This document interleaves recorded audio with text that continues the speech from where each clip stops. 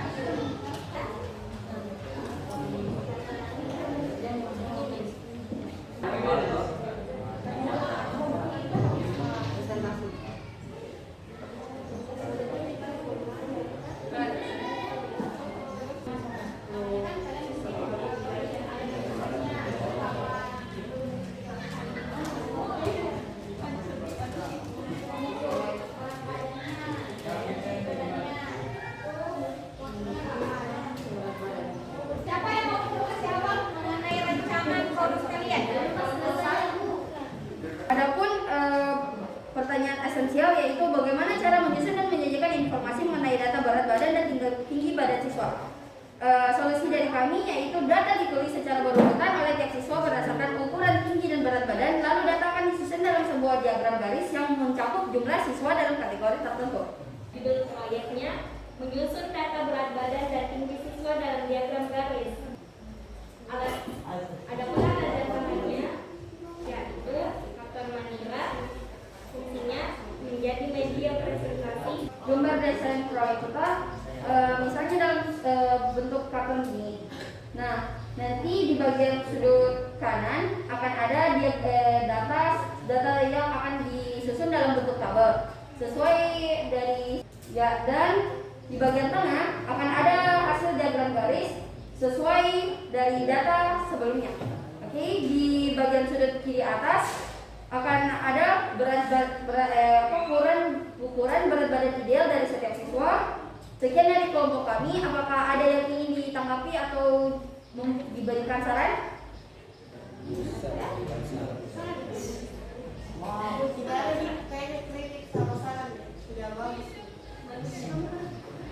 Baik, sekian dari kelompok kami. Maaf jika ada kesalahan kata. Wabillahi taufiq wal hidayah. Wassalamualaikum warahmatullahi wabarakatuh. Adalah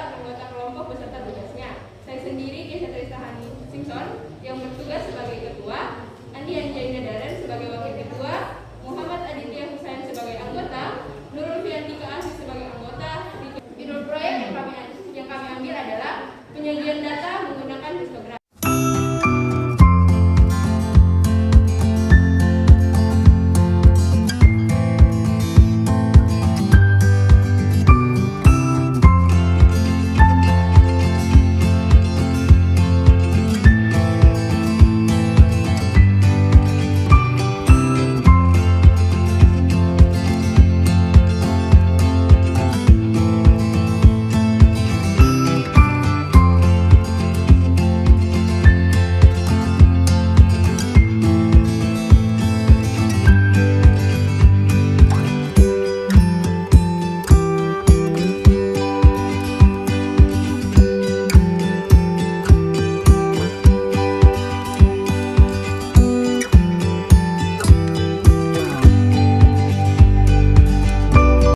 Kami dari kelompok 1 ingin mempresentasikan hasil kerja kelompok kami. Lanjut, mari kita memperlihatkan hasil survei tinggi badan dan berat badan. Pertama, Siti Faradeba 165 cm tinggi badan, berat badan 52 kg. Tria Rizky Ayu 152 cm tinggi badan dan 40 kg berat badan. Ini diagram garis, oke? Yang overweight-nya ada berapa orang? 0 ya? 0. Obesitasnya? Tidak ada juga. Normalnya ada berapa orang? Ada 2. Kurusnya ada 3. Kurus, berarti kurus ada 3. Dari kelompok lain ada yang mau ditanyakan untuk kelompok 1? Baik, terima kasih atas kesempatan yang diberikan. Saya ingin bertanya kepada kelompok 1, bagaimana caranya kalian mendapatkan rata-rata, mean, dan modusnya? Cara mendapatkan mean dari tinggi badan dan berat badan, kita menjumlahkan semua dan membagi 5. Dan itu hasilnya.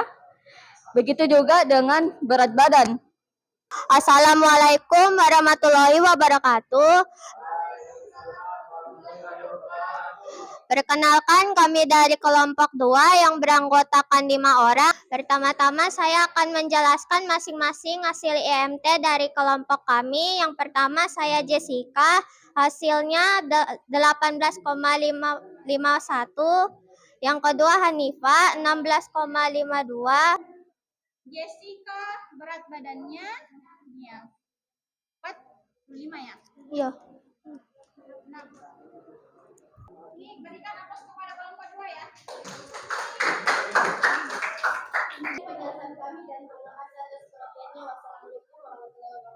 Assalamualaikum warahmatullahi wabarakatuh. Tak kenal maka tak sayang. Maka perkenalkan kelompok presentasi kami yang beranggotakan saya sendiri Andi Anyana Daren sebagai wakil ketua. Dirinya saya di sini untuk presentasi, bukan untuk berekspektasi. Karena tingginya ekspektasi membuat sakit hati. Sebelum saya menjelaskan histogram kami di atas, saya jelaskan terlebih dahulu apa itu histogram. Histogram hampir serupa dengan diagram batang, namun histogram berbeda dengan diagram batang. Histogram biasanya digunakan untuk menunjukkan distribusi dari satu kelompok data, sedangkan diagram batang digunakan untuk membandingkan data. Berdasarkan pengamatan kami memperoleh data tinggi badan, nama siswa Keisha, tinggi badan 158 cm, Ina 169 cm, Aditya 162 cm. Berdasarkan data yang kami dapat, tabel frekuensi kami buat sebagai berikut. Berat badan 31 sampai 40 kg memperoleh satu frekuensi, 41 sampai 50 kg mempunyai 4 frekuensi, 51 sampai 60 kg memiliki 3 frekuensi, 61 sampai 70 kg 3 frekuensi, dan 71 sampai 80 kg 1 frekuensi. Dan berdasarkan tabel frekuensi di atas, kami menggambar histogramnya sebagai berikut. 44 sampai 150 cm itu ada 3 orang. 3 orang. Oke. Dari 151 sampai 157 cm itu ada 2 orang. 2 orang. 2 sampai 17 8. 8 Ada 1 orang. 1 orang. Yang 1 orang ini siapa ini? Putra. Ada yang bertanyakan?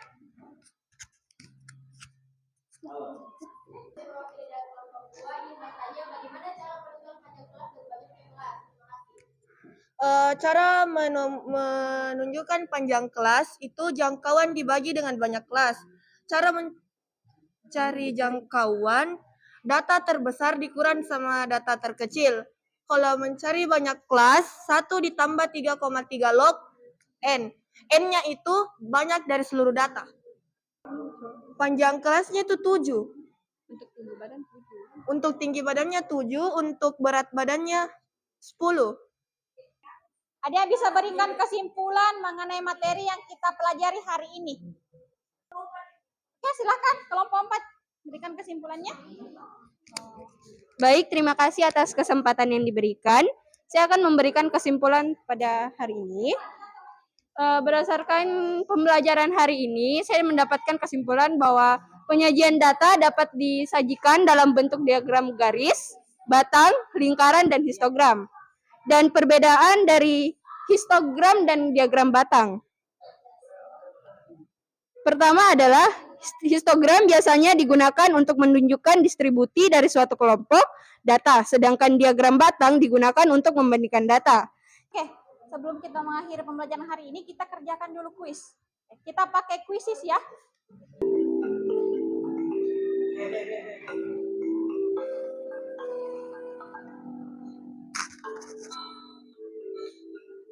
Ada menu insert ya. Ini insert. Kemudian ini ada yang diagram batang. Kita coba pilih yang ini.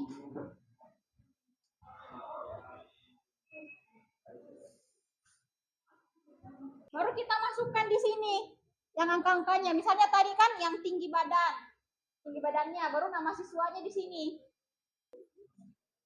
Yang itu diagram garis. Apa kelebihan dan kekurangannya pembelajaran kita hari ini? Ada yang bisa berikan tanggapan? Untuk pertemuan selanjutnya, kita akan membahas tentang persentil, desil, dan kuartil. Untuk pertemuan berikutnya ya. Jadi masih statistika. Untuk itu Ibu akhiri. Assalamualaikum warahmatullahi wabarakatuh.